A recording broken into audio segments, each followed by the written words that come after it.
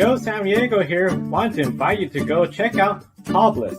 Poblis is a dog clothing and accessory company based in Austria. 10% of each of your purchases goes to helping dogs in need, whether it's homeless, sick, or ill dogs. This is one of the reasons why we support it. Kiska here is a rescue dog from rural Alaska and our grid office dog. We care about our furry buddies, and we know you do as well. Definitely check out poblis.com. There's a link on the video description, and by clicking on that link, you get a 10% discount on your purchase as well.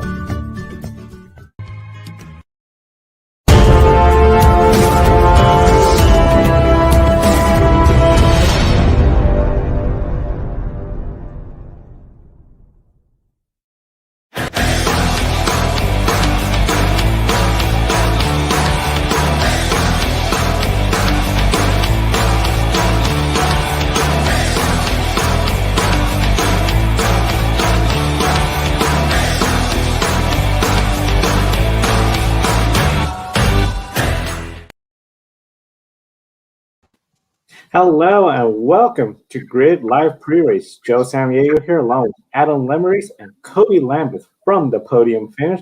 A special hello to all our listeners on the Ultimate Sports Radio Network, USRN. And we encourage all our viewers to participate in the chat room.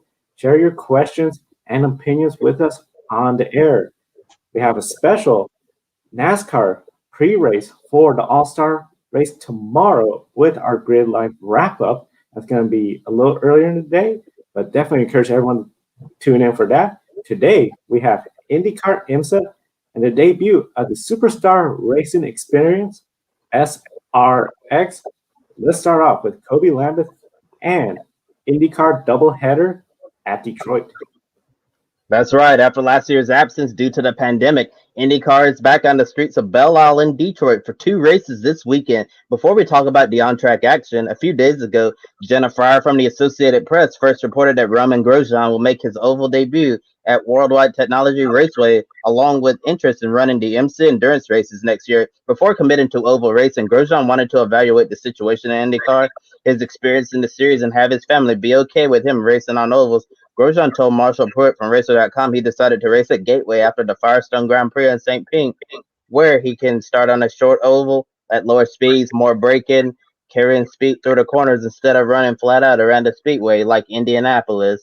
Could this be the first step towards Romain Grosjean racing full-time in IndyCar next season and eventually competing in the Indianapolis 500? I'm going to say yes. And if Romain Grosjean does happen to come into the IndyCar series next year, he will be a very good racer, and overall, I believe he would be a contender to win the IndyCar championship. He has a lot of experience on road courses and street courses through Formula One, and I'm glad to see Roman competing on a short oval at Gateway this year. Should be interesting to see how he comes up through the field, not having a lot of oval experience. That's going to be really big for any plans next year to get that oval experience this year at Gateway. Essentially with Gateway, a lot of downforce, you're slowing down in the corners, so you're not doing the same high speeds like you are at Indianapolis.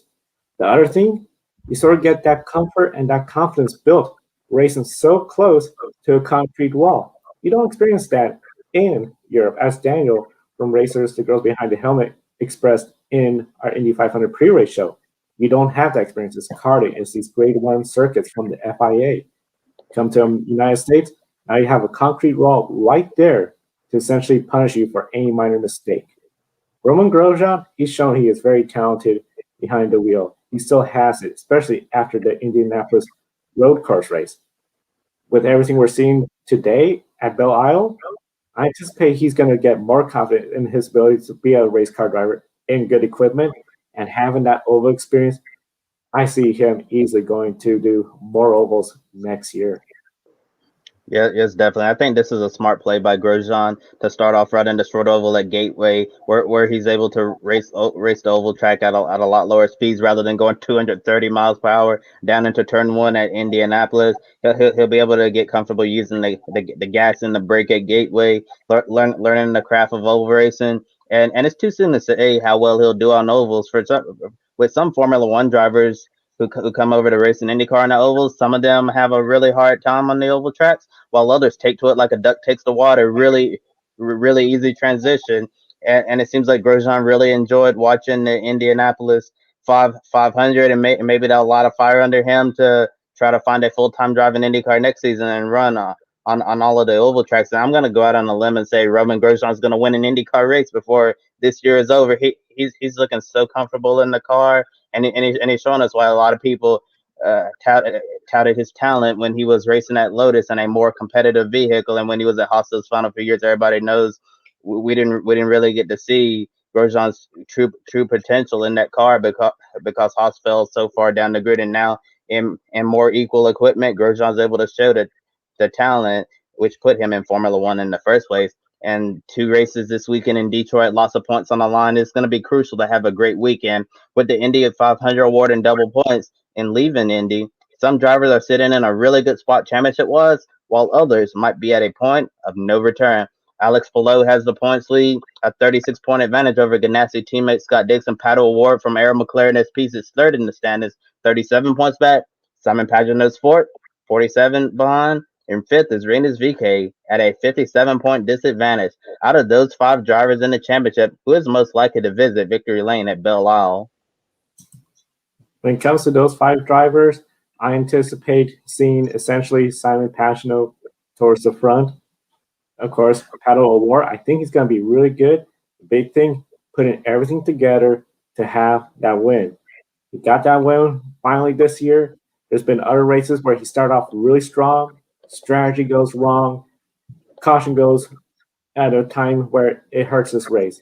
He needs to have a perfect race. Those are the two I really see, and I wouldn't count out the Ganassi team. The big thing, I think, for Palou is focus on running your race.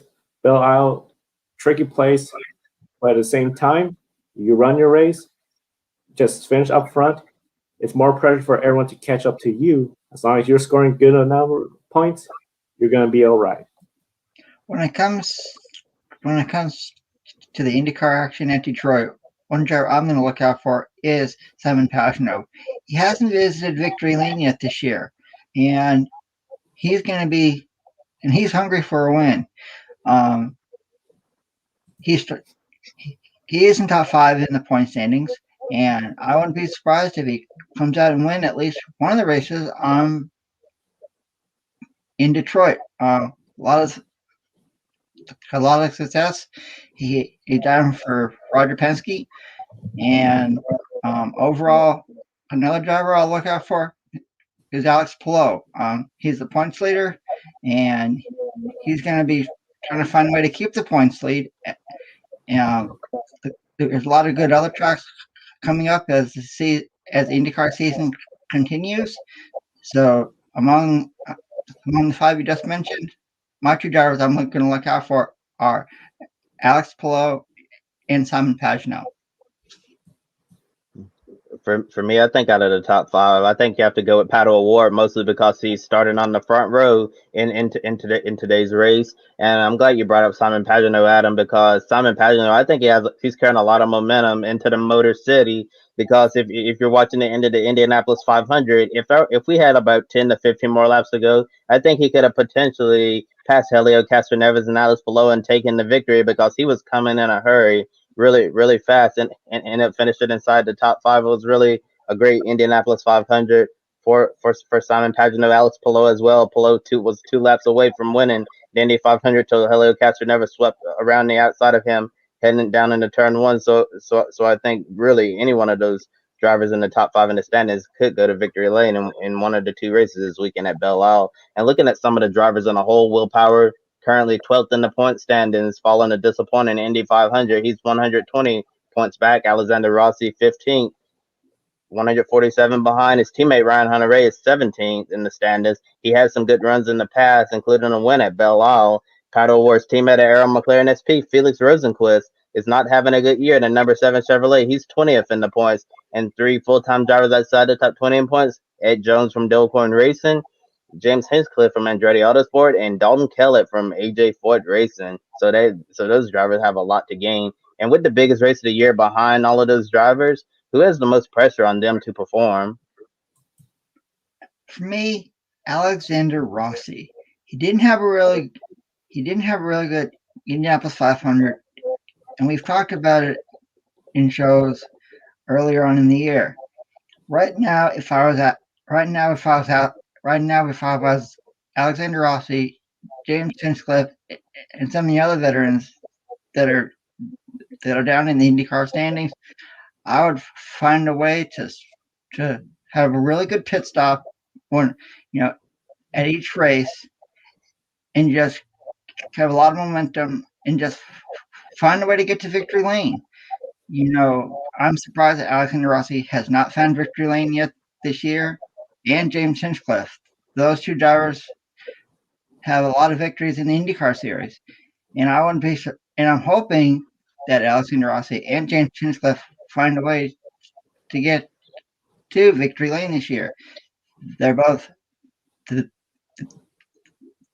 are both veteran drivers, and I'm just hoping they have really good success for the later half of the 2021 NTT IndyCar season. When it comes to Andretti Autosport, I feel that entire organization is under pressure. Their young driver, Colton Herta, that's a win. Runs up towards the front. Rossi, okay, bad luck here, bad luck there, poor performance. Well, we saw this last year. We're seeing it again. That team should be delivering. I mean, there's no reason why they should be that far behind. When it comes to some of the other teams we're seeing, they have their struggles here and there. But it just seems overall, Andretti Autosport as an organization just seems to be missing something. Where Colton Herta is up towards the front, but the others, they just are not delivering, whether it's bad luck, poor timing of something like a yellow. They really need to just put together, as Adam said, get that win, because for Rossi, he needs the others to have bad luck, and he needs to win to get any hope at getting that championship. You're absolutely right, Joe. You talk about them not delivering instead of saying which driver has the most pressure. Now, I think Andretti Autosport as an organization has the most pressure on them. Colton Herta is carrying the flag for that organization right now, and I know in IndyCar we always talk about the big three. We know the top two has always been Team Penske and Chip Ganassi Racing. And then Andretti Autosport was a part of the big three, but I'm not so sure if we can put them in that category anymore. I think Arrow McLaren SP has a lot of momentum. Paddle Award carrying that team forward right now. Andretti Autosport is struggling right now as an organization as a whole to get the victory lane. Colton Herta definitely cannot do it all by himself. Alexander Rossi's trying to get out of that hole. James Hinchcliffe, Ryan Hunter-Reay, they haven't had the start of the year that they really want, especially for James Hinchcliffe, who's returning to full-time racing this year, trying to prove that he belongs to be in the series full-time for the foreseeable future. So with the Indianapolis 500 behind them, I think it's time for Andretti Autosport to go back to the drawing board and overall get rolling with the program over there in IndyCar. And a topic that came up yesterday was the heat inside of the cockpit caused by the aero screen.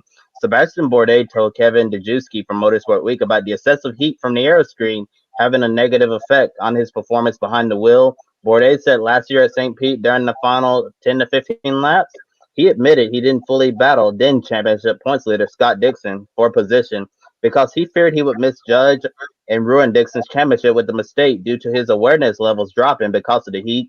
Looking at the weather for today, temperatures are expected to be in the low to mid 80s, a chance for storms in race one, but heat will definitely play a factor on such a physical Belle Isle circuit. And two races, if you look at some of the onboards around Belle Isle, the driver's hands are really, and arms, that they're moving really, really fast. The track really takes a lot out of you. And Bourdais continued the conversation on Twitter, saying the only solution to solve the heat problem is to remove the aero screen for the road and street courses and replace it with a halo instead, like we see in Formula One. He praised the aero screen safety, though. calling it amazing for oval races and its ability to save lives. Does Bourdais have a point about excessive heat inside of the cockpit, especially if the other tricks aren't working to increase the airflow? This was something we saw when the aeroscreen first came in, the discussion about the heat. They put in some ways to try to address the heat issue, but it's still very challenging, especially when you're so used to open wheel, open cockpit, and then suddenly we have a screen in the way. With what he's saying, especially about the road courses and essentially maybe some of the street courses, I see that as potentially a good idea. However, we got to look at to how much is that going to cost for the teams. You're going to now have cars where we're going to have an aero screen, we're going to have a halo. I don't think it's as simple as just remove the screen and you have that thinner halo area around it. You got to have the full halo, I believe. I'm no engineer, but I do see where having essentially two different designs on the same car, more cars, more cost for the teams. So I think when it comes to what's IndyCar going to look at, they're going to look at more ways to address the heat. Maybe they have to put in some cooling system, make the cars a little heavier, but that might be an ideal situation in this case. I agree with you, Joe. You know, with the aero screen, I'm glad it's in the IndyCar series this year. We've seen times where it's potentially saved a few drivers' lives. Regarding what we saw at the Indianapolis 500. But I believe Sebastian Bourdais is right. You know, I know it gets really hot in those cars, especially with the aero screen. I know that in the beginning, NHRA drag racing, they used to be open cockpit, but now they're inside. And I believe that some sort of heating installation in the Indy cars would be really helpful for them. I know it gets really hot inside there when they're racing, and when it comes to the aero screen at the road courses and street circuits, it's very hard to say, you know, either to keep it on or off. I mean, if you look at some of the street circuits and road courses at the IndyCar series runs on them, I know a lot of the walls are like away from the track, but I think the aero screen would be love the aero screen, and I believe it should stay on the Indy cars, you know, on the ovals. But when it comes to road courses and street circuits, I believe it would be kind of nice if it didn't have it. I mean, you know, the road courses, street circuits are really wide open, so I mean, you could. Overall, that's my take.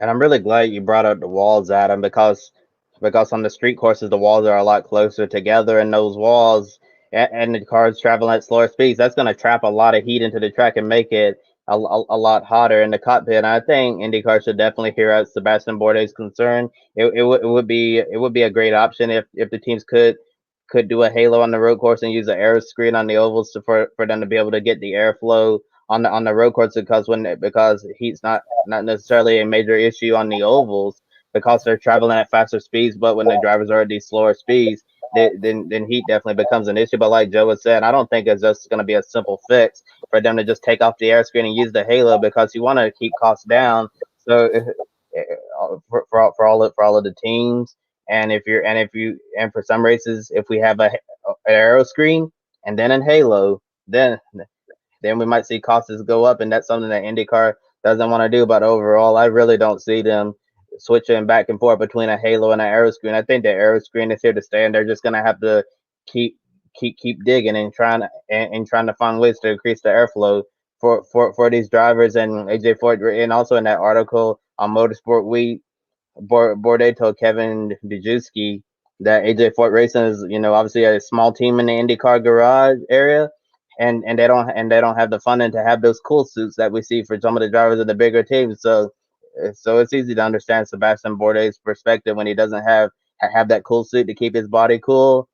He's gonna bake alive in the aero screen. So hopefully IndyCar will hear his perspective and figure out more ways to address that, so the drivers aren't getting really hot, because it's really scary to think that drivers are that at points in the race that Bourdais would lose his awareness, and we all know in racing you need to be aware at all times, and you don't need to have a driver who's halfway there and halfway out, because that could present a danger to everyone else on the track. And right before we went on the air, qualifying took place for race one, with Pato Award from Arrow McLaren SP winning the pole, Alexander Rossi starting second, and Roman Grosjean third. Another good qualifying effort for the ex-Haas F1 driver. You can watch race one from Belle Isle. It's less than 2 hours away at 2 p.m. Eastern Time on NBC, and tomorrow coverage of race two begins a bit earlier at noon Eastern, also broadcast on NBC.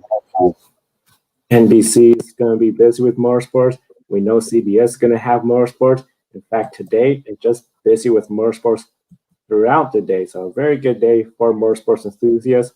And one of the races that are going on today over at Belle Isle, sharing the circuit with them, is the IMSA WeatherTech Sports Car Championship. We don't have LMP2 nor LMP3, but we do have DPI, GTD, and two GTLM Corvettes racing in front of the General Motors headquarters in Detroit. Yesterday, qualifying took place, and we saw Chip Ganassi Racing took the pole position. Kevin Magnussen, of course, Roman Grosjean's former teammate, both of them together at Detroit, got it done in that number 01 Cadillac DPI with a lap time of 1 minute, 20 seconds, taking the pole from Mazda Motorsports. And this leads to a question from the chat room. And we encourage all our viewers in the chat room to share your questions. So, Kobe, does the 01 car in IMSA finally get its first win this weekend?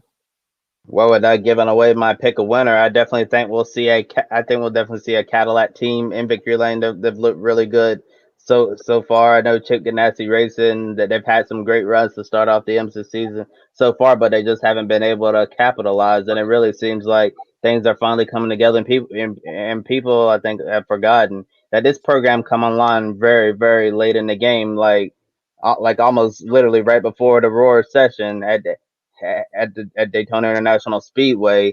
So for Chip Ganassi Racing getting this program on late, and getting all the parts and pieces together, well after most of the other teams did, you get to show up at Daytona with trying to win in the final 15 minutes before the unfortunate tire issue. It just shows how great that organization is. Like Chip Ganassi Racing, Kevin Magnussen really seems like he's starting to get used to the Cadillac DPI, IMSA sports car racing, and and today could definitely be the day for Magnussen, Ringer Van der Zandt, and Chip Ganassi Racing to get that first win of the year.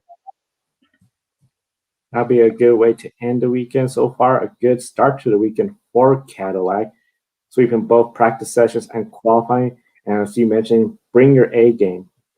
Anywhere else outside the Crown Jewel races, the Cadillac teams definitely want to win in front of the GM headquarters. That'll be a dream weekend for GM to see Chevrolet and Cadillac taking wins. Kevin Magnussen, this is his first pole since 2013 when he raced Formula Renault's the 3.5 series. Amazing. It's been that long. Of course, we know how hard it is in Formula One, especially when you're in a back market team. With Cadillac looking very strong in just about every area, as you mentioned, Kobe, do they have an advantage over the Acuras and Mazdas today? Definitely, I see a Cadillac going to victory lane today at Belle Isle. Look what they've done so far this weekend. Cadillac fastest in free practice one. Cadillac fastest in free practice two. Cadillac takes the pole. I definitely think it's gonna be a Cadillac weekend, and the Acuras and Mazda are just gonna be playing catch up. When it comes to Cadillac, I believe right now, they are the team to be at Detroit. You just talked about Kobe. Fastest in free practice one. Fastest in practice number two. It's starting on the pole. If I were Acuras Mazdas, I don't think that they have a shot of winning. I believe it will be a Cadillac in victory lane this afternoon at Detroit. Along with Cadillac, we do have two Corvette racing C8Rs. They were added to the Detroit entry list a little late, but it's non-points event for the GTLM squad. With a lower car count, no Le Mans test day conflict, racing right in front of the bosses, home turf at Detroit. As I mentioned, it'll be a great weekend if Cadillac, Chevrolet could take wins in both races, the IMSA and the IndyCars there. Then we saw Nick Tandy put that number 4 Corvette on the pole with the number 3 Corvette driven by Jordan Taylor in qualifying. Only 3 cars competing in GTLM full time. We have BMW with Team Rahal Letterman Lanigan. We'll be back in the endurance race at Watkins Glen. Rahal squad only going for the Enduro titles. Then the full CC entry, we have the WeatherTech Racing Porsche. Isn't entering this non-point race in Detroit. GTD, Richard Heistand started on the pole in his Audi. Coverage of today's 100-mile sprint race starts at 5 p.m. Eastern on NBC SN. And also, FIA World Endurance is racing over in Portugal at the 8 hours of Portimao. U.S. viewers can catch that race early Sunday morning, 5:30 a.m. Eastern on Motor Trend. And recently, BMW announced they'll be starting up an LMDH program in 2023, a 2-car factory effort planned in IMSA as well. No words on involvement with the FIA World Endurance Championship or Le Mans. BMW is now the 4th manufacturer to confirm a LMDH program, joining Acura, Audi, and Porsche. Toby, how significant is this for the future of sports car racing? I know a lot of people are saying this is sort of the coming of our next golden age. Oh yes, I definitely think it could be a golden age. We already have 4 LMDH manufacturers confirmed, and if we assume that each manufacturer is going to have 2 cars, that would be 8 cars right there on the starting grid. And since we're racing Detroit this weekend, home of General Motors, at some point General Motors is expected to confirm an LMDH program, so that would bring us up to 5 programs and potentially 10 cars right from the start. And I think the 2023 Rolex 24 and the 2023 24 Hours of Le Mans is definitely the hot ticket right now. Looking into the future, and I think it'll be a race that 2 races that many fans will want to attend, especially when you bring in the Le Mans hypercars. Right now, you have Toyota and Glickenhaus racing over at the 8 hours of Portimao, and we're gonna have more coming on board later with Ferrari, Peugeot. So it's definitely shaping up to be something exciting. And if IMSA decides to make the Le Mans hypercars eligible for the WeatherTech Sports Car Championship, imagine seeing all of those manufacturers from LMDH and LMH battle on the high banks of Daytona and go for that Rolex watch in January 2023. And before we switch, we definitely want to give a big shout out to Erin Vogel. Of course, she's usually with us for IMSA pre-race coverage, and she got a big win in GT3 last weekend. And you can see Kobe's interview with her on the Women Racing to Win. We'll have a link in the video description. That airs every Thursday morning. Big shout out to Erin Vogel from everyone here at the Grid Network. Speaking about superstars, this is the big weekend a lot of American stock car fans have been looking forward to. Tony Stewart, Ray Abraham, and their new SRX series. After many months of anticipation, the Camping World SRX Series is set to debut tonight at Stafford Motor Speedway up in the Northeast. Tony Stewart and Ray Abraham founded the Superstar Racing Experience, bringing championship winning and race winning drivers from multiple disciplines of auto racing, past, present, and future. The idea of the series is similar to the old IROC series. Drivers get to compete in equal equipment, and the talent does all of the talking. We have drivers with years of NASCAR, IndyCar, modifieds, and Trans Am experience in tonight's field. Started with the 10 drivers expected to compete in every race, and for the championship, you have Tony Stewart, Tony Kanaan, Willie T. Ribbs, Paul Tracy, most recent Indianapolis 500 champion Helio Castroneves, Bobby Labonte, Bill Elliott, Ernie Francis Jr. from Trans Am, Michael Walter, and Marco Andretti. We do have a total of 12 drivers competing tonight, and the final 2 spots go to Greg Biffle from NASCAR and a star on the Whelen Modified Tour and lots of laps at Stafford Motor Speedway, Doug Coby. So here's my first question for you guys about SRX. Do you expect the SRX cars to favor drivers with years of experience in NASCAR stock cars, or could track experience of someone like Doug Coby, who has many, many laps at this track, make him a potential contender? Well, to give the fans some perspective, Stafford Motor Speedway in Safford Springs, Connecticut is one of the top New England short tracks. They have a race every year called the Stafford Springs Sizzler, and a lot of great modified drivers have raced there. Names like Mike Stefanik, Andy Santerre, and Ted Christopher. So I'm really glad to see a person like Doug Coby getting a shot to compete along people like Tony Stewart, Willie T. Ribbs, Bobby Labonte, among others. This is going to be really cool to watch. I'm from New England, so I know all about Stafford Motor Speedway. It'll be really cool to see it on a national perspective tonight. And overall, I believe, if you run a NASCAR stock car or even a Trans Am car, because it's a full bodied car, you have a lot of experience going into tonight. I'm not going to share my pick a winner just yet, but I will say it's a driver that has a lot of NASCAR experience. And overall, I'm really glad to see this series come on board this year. When it comes to Stafford or Speedway, I see Doug Coby has to be one of the favorites. This is a unique circumstances where these cars, first time we're going to race them for all the drivers. So no real race experience with these cars. Doug, he knows the track very well. Done the track with different types of vehicles.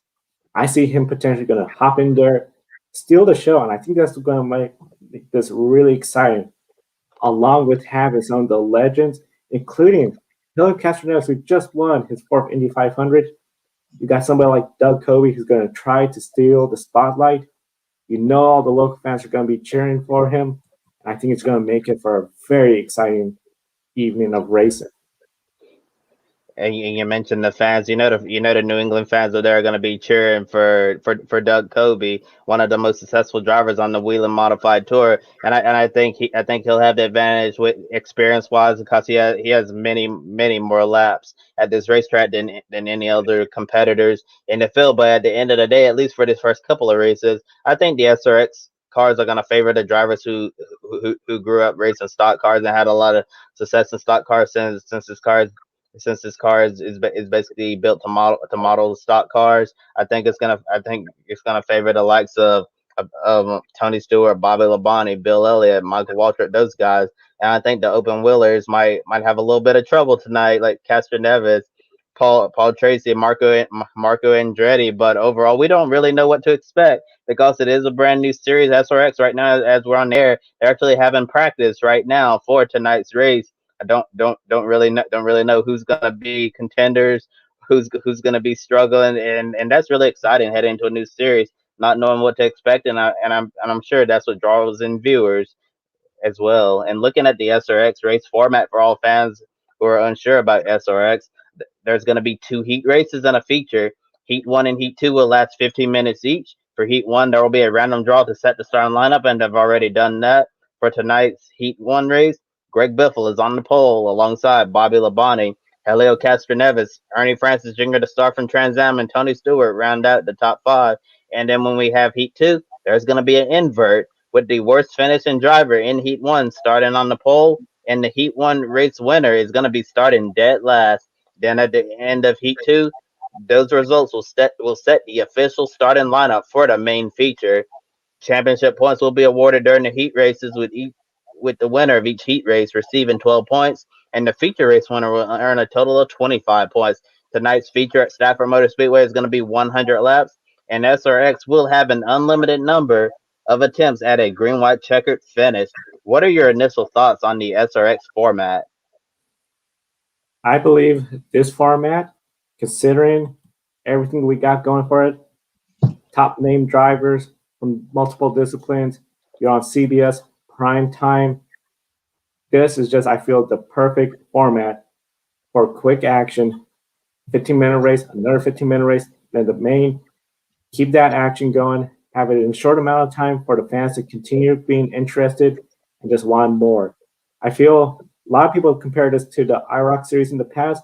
And there are a lot of elements. The one thing I feel about the IROC races, it was just one race, Daytona, Talladega, Indianapolis, big racetrack.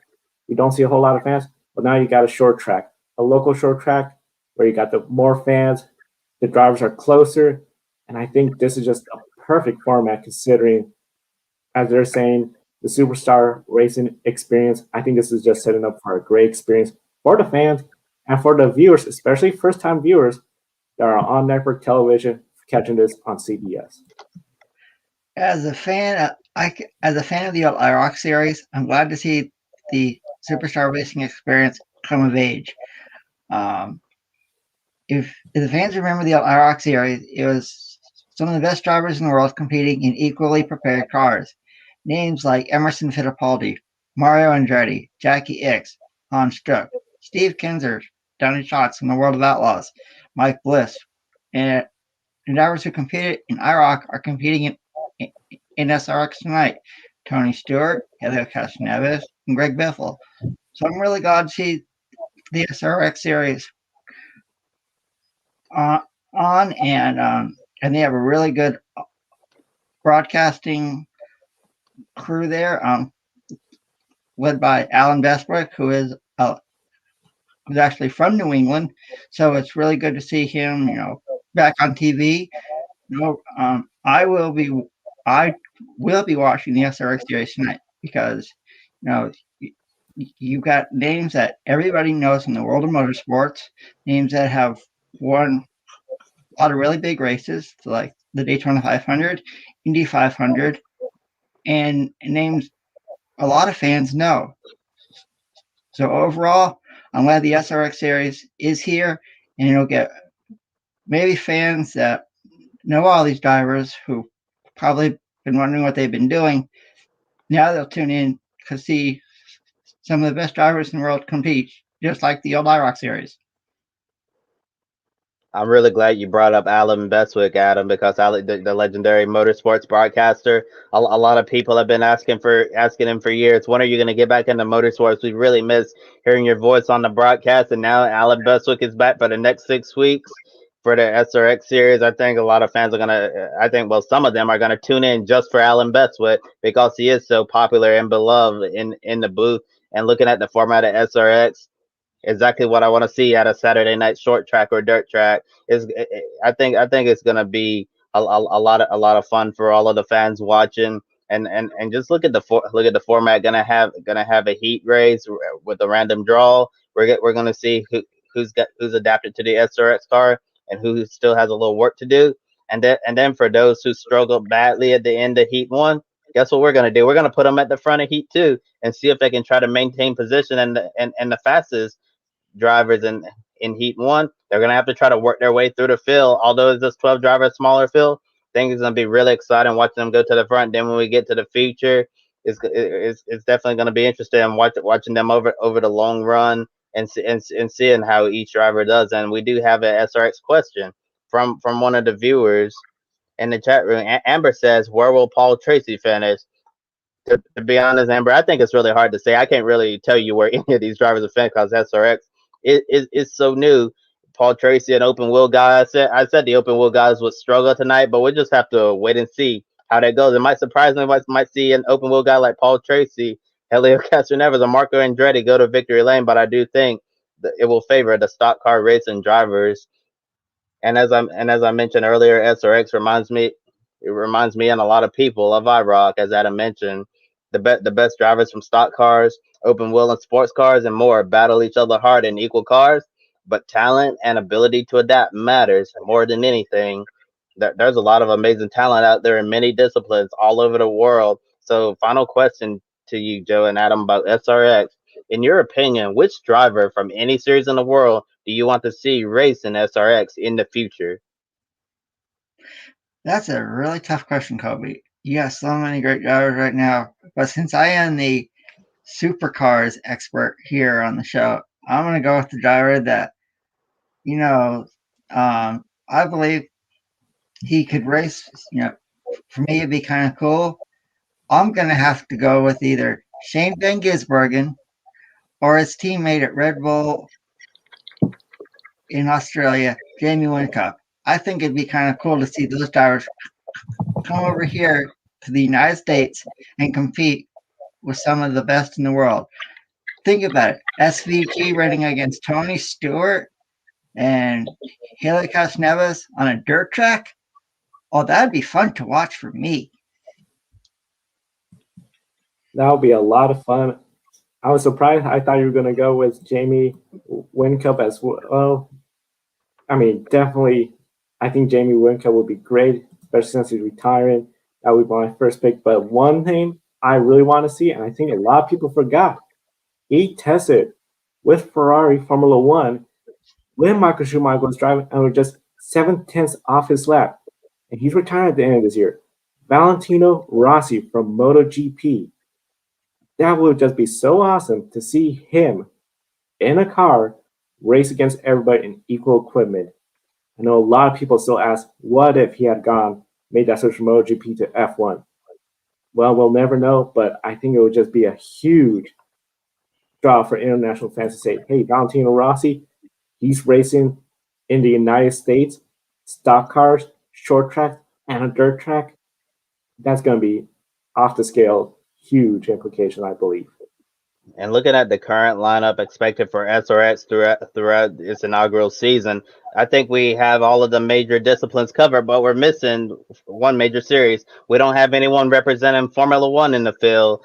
And I know we thought we were going to see ex Formula One star Mark Webber racing SRX, but with travel restrictions and the global pandemic, unfortunately, we're probably not gonna see Mark Webber at all during the first season of SRX. Maybe we'll see him next year when it's time for year two. But overall, I'd really love to see if the teams will allow it. I'd like to see a current Formula One driver or a retired Formula One driver. I don't know if he'd still be interested in racing, but I think Tony Stewart and Ray Everham could have asked Nico Rosberg to come over and race in SRX. I think it would have been really cool to see Nico go wheel to wheel with those guys, or even recently retired guys like Felipe Massa as well to try SRX. But if there's a free weekend next year, how about asking Sir Lewis Hamilton to come over and race SRX? I think fans would be excited to see Lewis Hamilton racing SRX. Lewis Hamilton on a short track, especially a dirt track, that would draw huge media attention worldwide. Definitely, I could see that potential, especially we know Lewis is good friends with Jeff Gordon as well. Get in touch with through Gordon, Tony Stewart, make that happen. That'll be huge for the fans.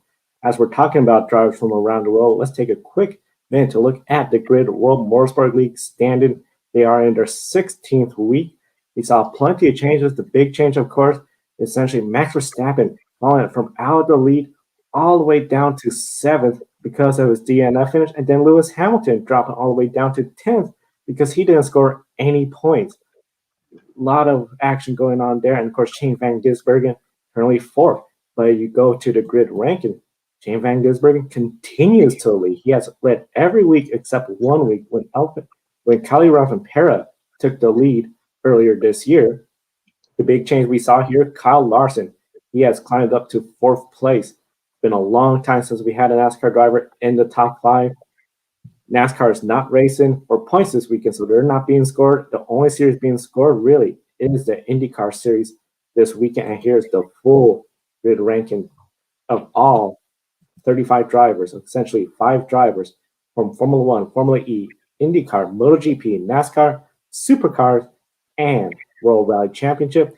We encourage everyone to follow at the grid ranking, and you can follow the Grid World Motorsport League at grid_WML on Twitter. And now it's time for, we post it on Twitter and we post it on Facebook and Instagram. Pick a winner. Very competitive. 3-way tie for the lead. Kobe's right there in 4th, just 1 behind. And for anybody with 0 points, your first pick is double. So that ensures you're going to be in the top 10. So that is, once again, if you haven't participated or you participated but you just can't get that win, your first correct win, you get 2 points. So we encourage everyone to share their picks in the comments, in the chat room. Who do you think is going to win in each race? And starting with you, Kobe, when it comes to the NTT IndyCar Series, who's going to win Saturday's race and then Sunday's race? In race 1, I'm going to go with the driver starting on the front row. I think Alexander Rossi is finally going to get the monkey off his back and return to victory lane for the first time since 2019. In race 2, I think it's going to go to Will Power in the Chevrolet powered Team Penske car. Those are 2 really good choices, Kobe. Or for me, race 1, I'm going to go with Pato O'Ward. And then in race 2, we talked about him. How about Roman Grosjean winning his first IndyCar race this weekend at Detroit? I believe it would be really cool to see, and the headlines would go crazy. I'm gonna go with Roman Grosjean for race one. So not race two, but he's starting third, run a clean race, build out confidence, especially after the road course, get that win. The second race, I feel that's gonna be a lot more of a toss-up, but I'm gonna go with Alex Palou, Chip Ganassi Racing. They're traditionally always getting at least one win. This is gonna be that race win for him. Number two, that'll really cement him as a serious threat for the championship for everyone to handle. Now, IMSA and Detroit. Adam, who do you got? Well, we talked about it. I'm going with the Cadillac number 01 with Kevin Magnussen and Rainer Van Zandes on the pole. They won basically both free practices in qualifying. Why not make it a sweep and take the victory at Detroit? When it comes to the sweep, that's a huge accomplishment. I just don't see it happening. I'm going to go with the 55 Mazda Motorsports. They're looking really fast. I see them surprising many getting that win, and especially since this is their last season, they are very motivated. Kobe, who do you have? Oh, Joe, so you think Mazda Motorsports is going to spoil the homecoming party for GM this weekend in Detroit, but I think the bow tie is going to get it done, going with the number 01 Cadillac DPI, Ringer Van der Zandt, and Kevin Magnussen. Going to get the first win for Chip Ganassi Racing this year. Now that leaves, I feel this is the wild card of the weekend. Superstar Racing Experience, Tony Stewart Series. We got a lot of all-stars. I'm going to go with the local guy. I'm going to go with Doug Covey. I think he is going to get the win.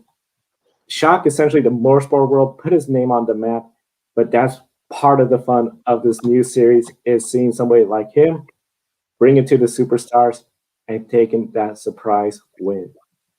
Yeah, that would definitely be a surprise win. Doug Kobe's a legend in the Northeast and on the Whelen Modified Tour. If he's able to go up there, whip up on the NASCAR and IndyCar guys, that would be sending a strong statement as well. And since SRX is so unpredictable, we don't know who's gonna be best. I'm just gonna roll the dice here and just say the team. Well, the series owner himself, Tony Stewart's gonna win the very first SRX race. Those are two very good choices, gentlemen. But I'm going to go with the driver that he just won a really big race. I'm going to go out on a limb. I'm going to say Helio Castroneves gets it done at Stafford Motor Speedway in Connecticut. Why not after coming off his fourth Indy 500? Who knows? That's my pick. That is a great pick. And one thing I think a lot of people got to realize as well, too, when it comes to Helio Castroneves, coming off that fourth Indy 500 win and to be here, I have to see that bringing even more attention to the SRX race tonight because now you have the defending Indy 500 and historic four-time winner there. I think it's going to be really exciting. There'll be great numbers, I think, tonight for SRX. Yes, definitely. SRX has been such a highly anticipated series for months. It's been fun watching Tony Stewart and Ray Abraham be so honest and open about the process of getting the series put together. I remember when they just had the roll cage sitting up, and then they were just building the cars. They had one car, two cars tested, and then they had multiple cars, and then Marcus Lemonis jumped on board to sponsor the series, making it the Camping World SRX series. And also if you looked at media day from SRX, it was really exciting. I believe it was Willie T. Ribbs who had a lot of colorful things to say. Some of it is rated R. I cannot say live on the air, but when talking about Helio Castroneves, he called him Fidel Castro Nevers. So definitely SRX does not lack a lot of personality. We also have Tony Stewart, Paul Tracy, a lot of polarizing drivers in there, and I think SRX is definitely gonna be something that many motorsports fans are going to be looking at tonight. And please like and subscribe to the Grid Network's YouTube channel. Follow us on social media. We're on Twitter, Facebook, Instagram, and TikTok. Check out Podbless and consider shopping for your furry family member. All Grid Network viewers will get a 10% discount with any purchase, and the link is in the video description. We encourage you to invest in Grid Network.